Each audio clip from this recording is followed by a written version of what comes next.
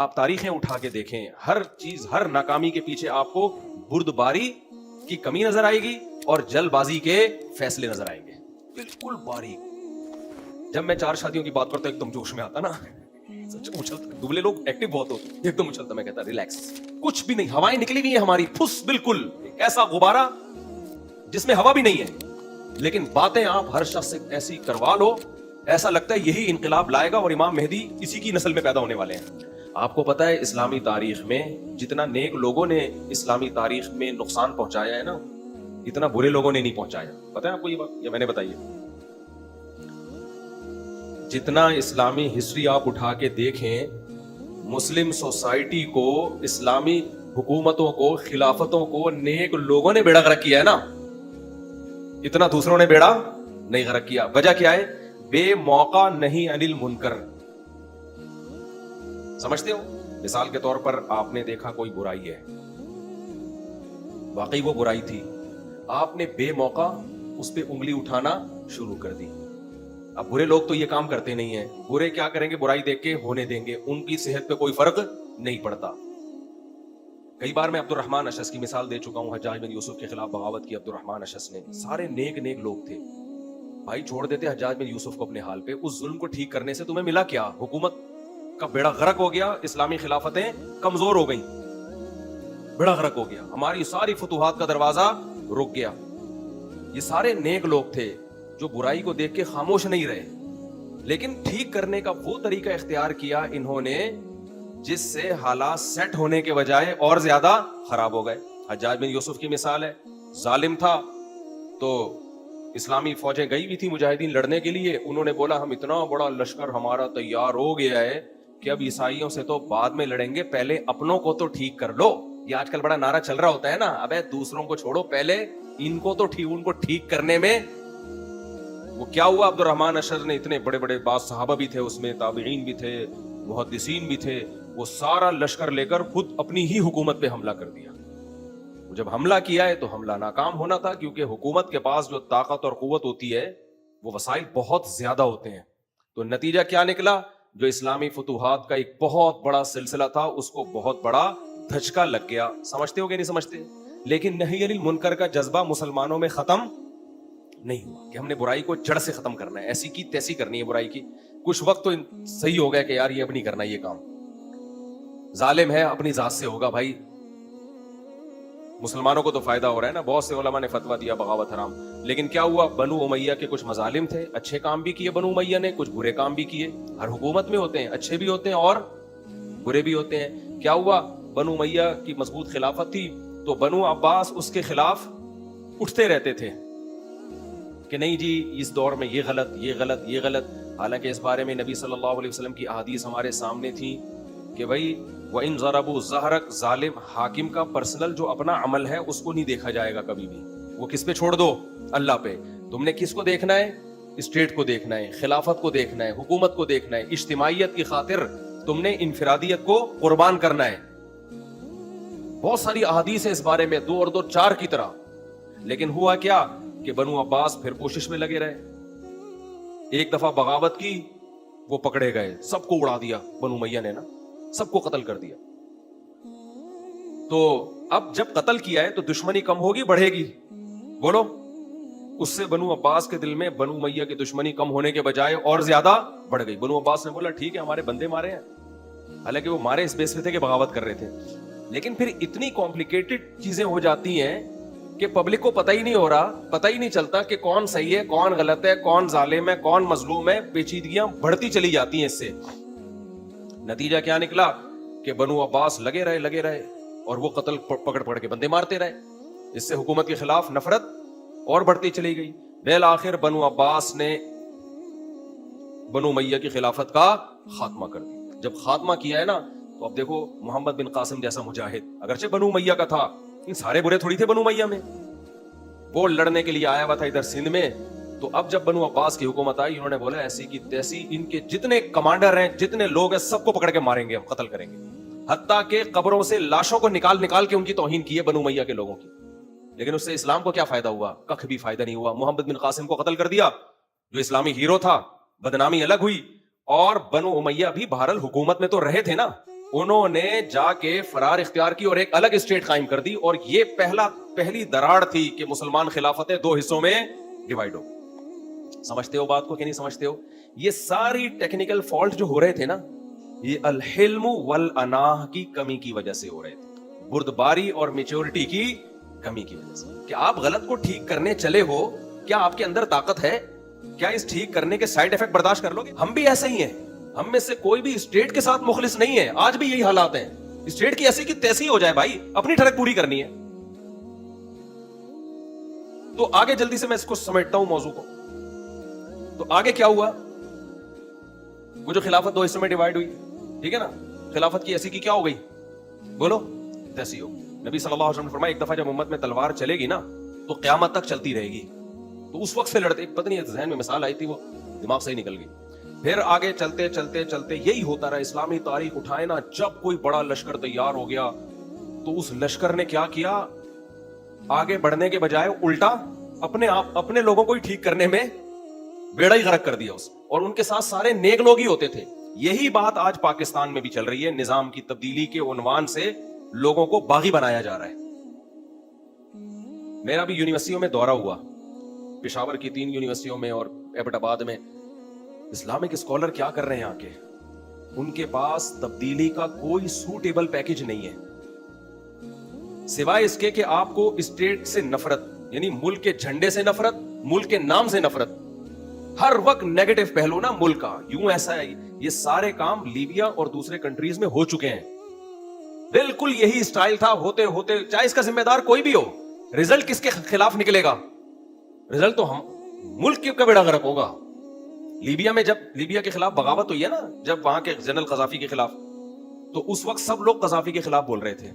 یہاں بھی لوگ کہہ رہے تھے یہی ہونا چاہیے اس کمبخت کے ساتھ, یہی ہونا چاہیے, شراب پیتا ہے, یہ کرتا ہے, وہ کرتا ہے, بالکل ٹھیک ہو رہا ہے. لوگوں کو پتا نہیں تھا, جب ہو جائے گا نا تو پھر بیٹھ کے رو گے. ہو گیا, ایک بہت خوبصورت عدل والی ایک ریاست قائم ہو گئی. لیبیا کے سارے وسائل پہ قبضہ کس کا ہو گیا؟ اور غربت اور مہنگائی کم ہونے کے بجائے بڑھنا شروع ہو. ابے برداشت کر لیتے اس کمبخت کو, قذافی کو, شراب پیتا تھا, ذاتی عمل تھا نا اس کا, ٹھیک ہے نا, کیا کر آپ کا کیا کر رہا ہے وہ؟ تو پبلک پاگل ہوتی ہے, سمجھ رہے ہو؟ میجورٹی کیا ہوتی ہے, ان میں میچورٹی نہیں ہوتی ہے. ہمارے ہر فیصلے ایسے ہی ہیں. تو ایک مثال آئی تھی, کھوپڑی سے ہی نکل گئی یار, اتنی بہترین مثال آئی تھی ابھی. تو چلو یہ ہم آگے چلتے ہیں. خلافت عثمانیہ میں بھی ایسا ہی ہوا, اور خلافت عثمانیہ کے جو سقوط کے بہت سارے اسباب تھے نا, اس میں ایک جرمنی کا ساتھ دینا بھی تھا. دیکھو امریکہ پتہ ہے کیوں کامیاب ہے؟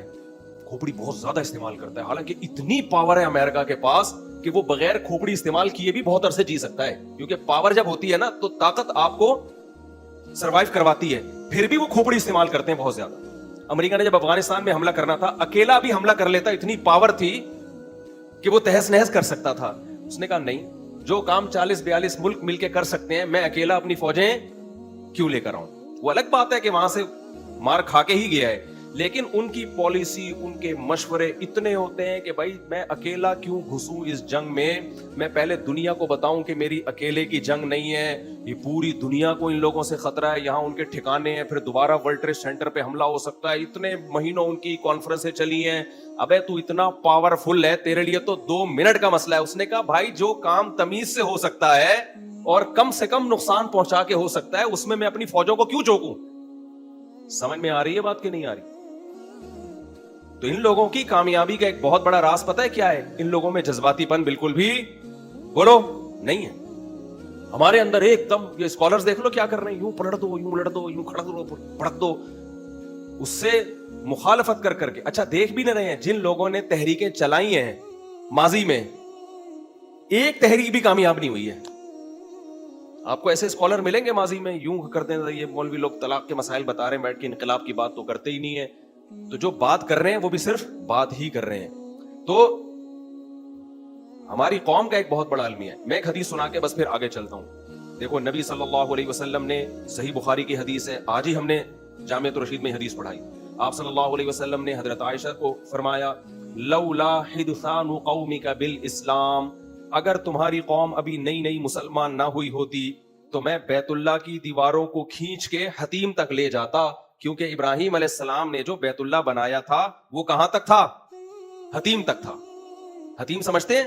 वो जो एक कर्व निशान है ना, कौस, इधर तवज्जो भाई, ये कौस नहीं है जो बैतुल्ला असल में चौकोर नहीं है, लंबाई में ज्यादा है। तभी हम तवाफ कहां से करते हैं?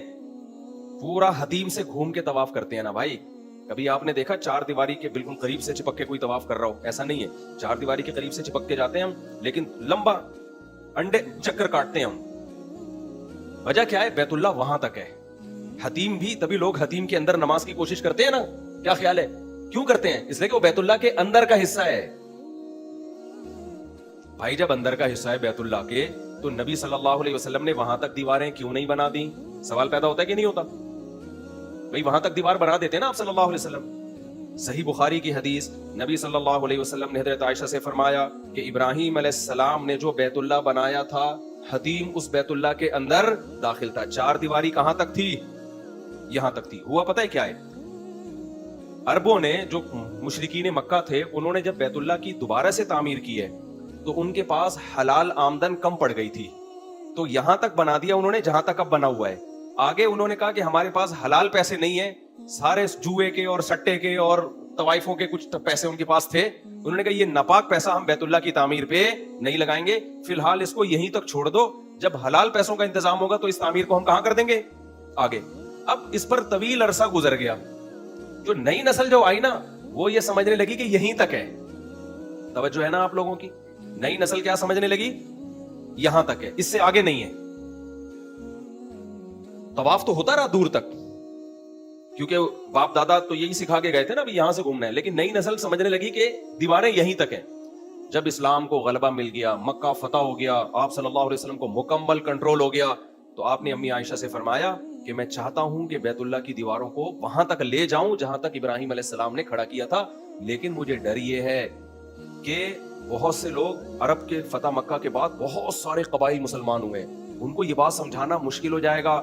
वो ये कहेंगे कि लो भाई, इन्होंने इब्राहिम अलैहिस्सलाम वाला किबला ही तब्दील कर दिया, क्योंकि हर एक को ये बात मालूम नहीं है। समझते हो कि नहीं समझते हो? हर शख्स को ये बात समझाना हमारे लिए मुमकिन नहीं है। उनके दिल में इस्लाम के बारे में शक पैदा हो जाएगा कि लो भाई, जो किबला इब्राहिम अलैहिस्सलाम का था, इन्होंने तो उसकी दीवारें बढ़ा के किबला ही तब्दील कर दिया है, तो ये तो सच्चे नबी हो ही नहीं सकते। उनके दिल में शक पैदा हो जाएगा और एक फितना पैदा हो जाएगा।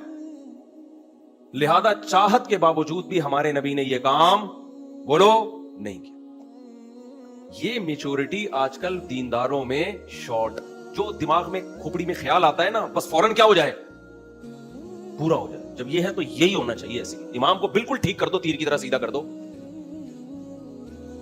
लोग मुझे आके बोल रहे होते हैं ये कर दो वो कर दो, मैं कहता हूं भाई मैं नहीं कर सकता ये काम, इसके साइड इफेक्ट इतने हैं कि मैं यही करूंगा दुनिया में, इसके अलावा किसी और काम का रहूंगा नहीं। चुप क्यों बैठे हो? बोलो बोलो बोलो। तो आपने सिर्फ इस्लाह नहीं करनी, हमारे नबी ने छोड़ दिया उसको इसी तरह, कोई बात नहीं भाई, तवाफ तो पूरा ही हो रहा है ना, गोल चक्कर। अब एक नई जंग छिड़ जाएगी, एक नया फितना खड़ा हो जाएगा, तो बैतुल्ला की चार दीवारी बढ़ाने से ज्यादा क्या जरूरी है? उम्मत में फितना और इंतशार पैदा ना हो। तो उसने कहा कि भाई जब नबी की हदीस है तो हम हदीस पर अमल करेंगे, हम इसको बढ़ा देंगे। ठीक है ना? कोई खलीफा आया, वो नाम उसका जहन से निकल गया, उसने बढ़ा दी, यहां तक होगा। जब हदीस मौजूद है, अब इस्लाम को गलबा है, तो हमारे पास सही हदीस मौजूद है, जो हदीस में आया हम वही करेंगे। जब बढ़ाया, लोगों में फितना खड़ा हो गया। लोगों ने बोला जो काम नबी ने नहीं किया तुमने कैसे कर दिया? वो हदीसें पेश कर रहे थे हजरत आयशा से, वही जो बुखारी वाली हदीस, हजरत आयशा की हदीस है, असल में तो यहां तक है, यहां तक नहीं है। तो लोगों में फड्डा पैदा हो गया। तो एक नया खलीफा आया, उसने गिरा के वापस पुराना पे ले आया। इमाम मालिक ने फतवा दिया इसमें तब्दीली जायज नहीं, चाहे हदीस मौजूद है फिर भी हराम है। वजह उसकी है कि खिलवाड़ बना दोगे तुम बैतुल्ला को। अगर इमाम मालिक ये फतवा ना देते, अब यही होता, कोई नई गवर्नमेंट आती, यहां तक अगले साल हम हज के लिए जाते तो यहां तक दीवारें हैं, और उसके अगले साल हज के लिए जाते वो दीवारें क्या होती? छोटी। उम्मत में इसके अलावा और कोई काम ना होता। अब आप कह सकते हो कि इसमें मसलहत क्या थी? भाई बैतुल्ला की चार दीवारी नबी बढ़ा देते, थोड़ा सा फितना होता ना। असल में मसलहत ये थी इस तर्ज अमल में कि बैतुल्ला की दीवारों को बढ़ाने का अमल भी रोका जा सकता है, उम्मत को इख्तिलाफ और इंतिशार से बचाने के लिए। तो अल्लाह की नजर में, इस्लाम की नजर में सबसे ज्यादा वैल्यू इसकी है कि उम्मत आपस में मुत्तहिद रहे, फड्डेबाजियां ना करे। समझते हो कि नहीं समझते हो? तो हमारे नबी की तबीयत में हिल्म और अना, बुर्दबारी भी थी और जल्दबाजी के फैसले भी नहीं थे। अगर होते, उसी वक्त से तलवारें चलना शुरू हो जाती। सुलह हुदैबिया में भी ऐसा ही है। صلح حدیبیہ میں آپ صلی اللہ علیہ وسلم نے ساری شرطیں غیر مسلموں کی مانی ہیں. کچھ شرطیں اس میں آپ کے اگینسٹ جا رہی ہیں. ابو جندل رضی اللہ تعالی عنہ کو پکڑ کے مشرکین کے حوالے کیا جا رہا ہے, اپنے آدمی کو پکڑ کے ان کے حوالے. ایگریمنٹ ایسا تھا. کیا آج دینداروں میں ایسا حوصلہ ہے کوئی اس طرح کا ایگریمنٹ کر لیں؟ کہ نبی نے کیوں کیا؟ نبی صلی اللہ علیہ وسلم یہ جانتے تھے میرے پاس جو افراد ہیں وہ 1400 ہیں, بہت تھوڑے سے ہیں, اور مقابلہ جن سے ہو رہا ہے ان کی تعداد بہت زیادہ. تو جنگ کو ٹالنے میں کچھ ہمارے نقصانات ہیں لیکن فائدہ زیادہ ہے, اور جنگ کرنے میں کچھ فائدے ہیں لیکن نقصانات بولو زیادہ ہیں.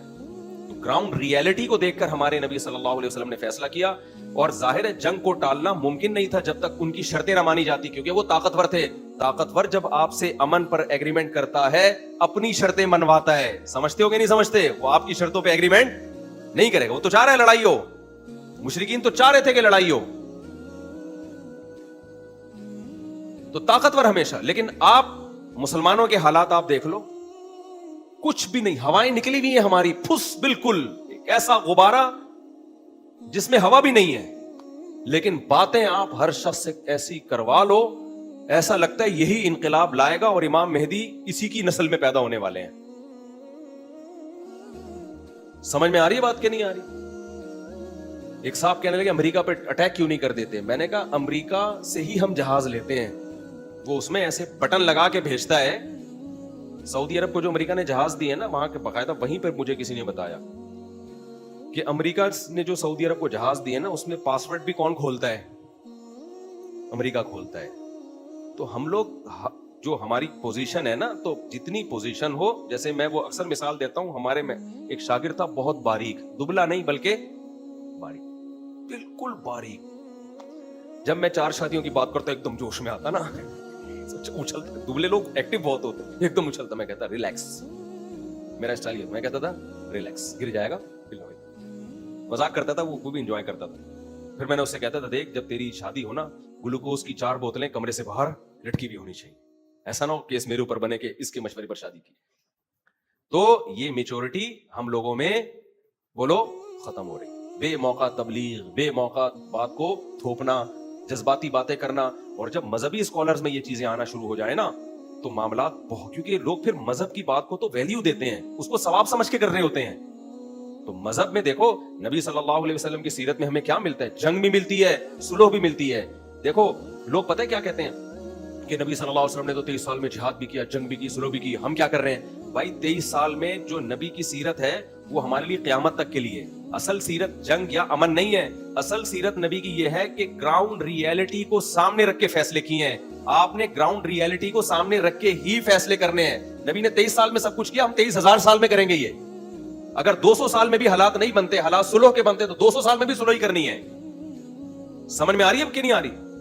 23 سال میں اللہ نے نبی کو وہ سارے کام اس لیے کروائے کہ کہیں جنگ کا موقع ہوگا تو جنگ کرنی پڑے گی, کہیں صلح کا موقع ہوگا تو صلح کرنی. 100 سال بھی صلح کرنی پڑے 100 سال بھی صلح کرو گے, 1000 سال بھی کرنی پڑے 1000 سال بھی کرو گے. میں وہ خلافت عثمانیہ کی بات کر رہا تھا. خلافت عثمانیہ کے جو سقوط ہوئے ہیں نا, ان میں ایک بہت بڑی وجہ پتہ ہے کیا ہے؟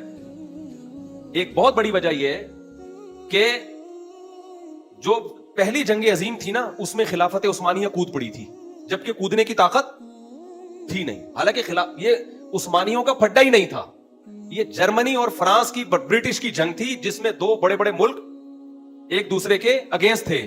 جیسے امریکہ کی جنگ نہیں تھی نا, یہ پہلی جنگ عظیم اور دوسری جنگ عظیم کا امریکہ سے کوئی لینا دینا تھا نہیں تھا. تو امریکہ گھننا بن کے بیٹھا رہا ہے آخری دن تک. بالکل آخر میں امریکہ نے یہ کیا کہ جب جاپان بہت زیادہ آگے چلا گیا نا اور ڈر ہوا کہ اب تو یہ سب کی واٹ لگا دے گا, تو ایک عدد بم لے جا کے ایسے کر کے پھاڑ بھی ہم بھی کرنے. پہلے اس میں بھی کوشش کی کہ نہ پھاڑوں بم میں. تو کیوں میچورٹی, اس نے کہا بھائی ہماری جنگ نہیں ہے, ہم کیوں کودیں اس میں. لیکن مسلمانوں سے کیا غلطی ہوئی؟ وہی جذباتیت ہوگی. اس وقت بھی جنگ ہو رہی ہے, لڑائی ہو رہی ہے. ہٹلر کو ایک شوق ہوا دنیا فتح کرنے کا, ہمارے پاس اتنے سارے ممالک تھے, اتنے وسائل تھے. خلافت عثمانیہ نے کیا کیا؟ اتحاد کس سے کر لیا؟ ہٹلر تو خیر بعد میں آیا تھا, اس وقت تو خلافت عثمانیہ ختم ہو چکی تھی. جو پہلی جنگ عظیم ہے اس میں ہم کس کے اتحادی بن گئے؟ جرمنی کے. اور مخالف ہو گئے برطانیہ کے. برطانیہ سے بلا وجہ کا پنگا لے لیا, رشیا اور برطانیہ سے, روس اور برطانیہ سے. اس کا نتیجہ کیا نکلا کہ جب جرمنی ہارا ہے تو ہماری بھی ایسی کی तैसी हो गई. तो माहिरीन कहते हैं, मुहक्किकीन कहते हैं कि खिलाफत उस्मानिया में उस वक्त इतनी ताकत थी नहीं, उसके लिए अपने मुल्कों पे कंट्रोल बरकरार रख लेना ही काफी था. उसको बढ़ के इस जंग में हिस्सेदार नहीं बनना चाहिए था, जैसे कि अमेरिका ने किया. वो नहीं हिस्सेदार बना, आज दुनिया की सुपर पावर है. वो वसाइल जमा करता रहा, और फिर एटम बम बनाया. फिर उसने क्या किया, पहले तो जमीनी जंग लड़ने की कोशिश की जापान से. जब बिल्कुल ही वो भी आखिर में आया ना, जब देखा ना जापानी तो बिल्कुल ही कंट्रोल से बाहर निकल गए. जापान बढ़ता जा रहा था. दूसरी जंग अजीम में ना इतना फैल गया था, बर्मा तक जापानियों की फौजें पहुंच चुकी थी. तो वो कंट्रोल से बाहर, वो भी मेजोरिटी के बगैर. उनका भी खोपड़ी क्या हो गई थी, आउट हो गई. मुल्क में कहत पड़ गया था, खाने को रोटी नहीं थी जापानी में. और वो जो उनका आर्मी चीफ था वो इलाके पे इलाके फतह करता चला गया. ठीक है, तो अमेरिका तमीज से तमाशा देख रहा है. जब अमेरिका ने कहा कि यार इनसे लड़ना बहुत मुश्किल है, क्योंकि वो फिदाई हमले करते थे, पूरे जहाज उठा के ना अमेरिका के बेस पे बंदे समेत उड़ा देते थे. तो अमेरिका ने अपने साइंसदानों को बुलाया, भाई कुछ इस सिलसिले में अगर आप कुछ कर सकते हैं. तो उन्होंने कहा हम बम बना रहे हैं इस सिलसिले. अमेरिका ने कहा बम बनने दो, उस वक्त तक चुप करके बैठे रहो. बम बन गया तो अमेरिका ने बोला बम तो बन गया, लेकिन बहुत तबाही होगी, एटम बम है. एक दफा हम वैसे जमीनी जंग में ट्राई करके देखते हैं. जमीनी जंग में ट्राई, पहले उसको धमकी दी, भाई तू अपनी फौजें वापस बुला ले, इलाके खाली कर दे, हमारा आपसे कोई लड़ना भिड़ना बोलो नहीं, कोई जंग नहीं हमारी, तमीज से बैठो, हमें भी इंजॉय करने दो लाइफ को, खुद भी क्या करो, इंजॉय करो. लेकिन वो जापान के जो फौज थी उन्होंने बोला नहीं, हम तो पूरी दुनिया फतह करने निकले.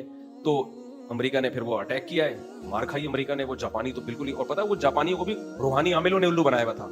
उनका एक रूहानी सदर था, रूहानी बुजुर्ग था, सदर कह रहा हूँ, बुजुर्ग था, जिसका ये था कि ये पहुंचे हुए हैं बहुत, वो मजहबी उस तड़का लगाया, ये बहुत पहुंचे हुए हैं, ये बहुत बड़े बुजुर्ग हैं, ये गलत बात कह ही नहीं सकते, इनको ऊपर से इल्हाम होता है. ये सारे ना मजहब का तड़का लगाए बगैर ऐसी मोटिवेशन मिलती नहीं है फिदाई हमलों की. तो वो जापानियों ने अपने वो सारा वो करके ना, जब अमेरिका को शिकस्त हुई तो अमेरिका ने बोला बम के बगैर कोई गुजारा नहीं है. एक बम मारा तो भी उसको अकल नहीं आई. उन्होंने कहा कोई बात नहीं, लड़ाई में बम तो चलते हैं. हिरोशिमा की वाट लगा दी. तो फिर जब दूसरा बम मारा है ना, और फिर बोल दिया कि अब भी नहीं आए, तो फिर तीसरा बम भी आएगा. तो फिर उन्होंने बोला, वरना तो दूसरे बम के बाद भी उनको होश नहीं आना था. उन्होंने बोले तो ये बम होते होते हमारा तो पूरा मुल्क ही खत्म हो जाएगा. तो फिर उन्होंने यू टर्न लिया, और फिर ऐसा यू टर्न लिया है कि ऐसा यू टर्न तो दुनिया में, वो तो दूसरी शादी करके जो तलाक देते थे ना, वो भी ऐसा यू टर्न नहीं लेते. कुछ है पिटे हैं तो फिर उन्होंने बोला कि ये काम ही गलत है. तो ऐसा यू टर्न लिया उन्होंने. तो ये भी आप तारीखें उठा के देखें, हर चीज, हर नाकामी के पीछे आपको बुर्दबारी की कमी नजर आएगी और जल्दबाजी के फैसले नजर आएंगे. हर हिस्ट्री में, हर चीज में आप यही देख लो.